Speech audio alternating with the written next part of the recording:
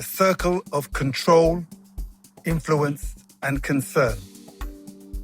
How much time do we spend worrying about things we cannot control? The economy, politics, what people say about us, what someone posted on social media, events happening on the other side of the world. Every day, the modern world bombards us with information, opinions, and uncertainty. And if we are not careful, we begin to carry the weight of it all. Stress increases, anxiety grows, and our energy becomes scattered. But there is a powerful idea that can bring clarity and calm to our lives. It is called the circle of control. Influence and concern, a model popularized by leadership expert Stephen Covey. Covey explained that everything in life falls into three circles. The first circle is the circle of concern.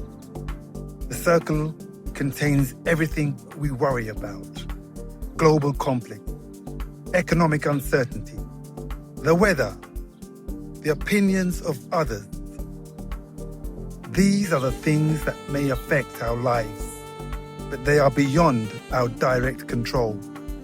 And when we spend most of our energy here, something happens. We begin to feel powerless. The second circle, the circle of influence. These are the things we may not fully control, but we can influence. Our relationships, our workplace environment, our community, the people around us. A leader may not control every decision in an organization, but through integrity, communication, and example, they can influence the culture. Influence is powerful, but the most important circle is the third one, the circle of control. This is where our real power lives. Inside this circle are the things we can directly manage: our thoughts, our attitudes, our words, and our actions. And where we focus our energy, something remarkable happens. Our influence begins to grow. Stephen Covey once said, "The key is not to prioritize what is on your schedule, but to schedule your priorities." When we take responsibility for our choices, our mindset, and our behavior, we begin to expand our circle of influence. And gradually, the things we once thought were impossible begin to shift. This wisdom is not new. More than 2,000 years ago, the Stoic philosopher Epictetus taught the same principle. He said, "Some things are within our control and some things are not." Simple words, yet very profound, giving you freedom. Because once we understand this truth, we stop wasting emotional energy fighting reality. Instead, we begin focusing on what we can actually do. We can choose how we respond.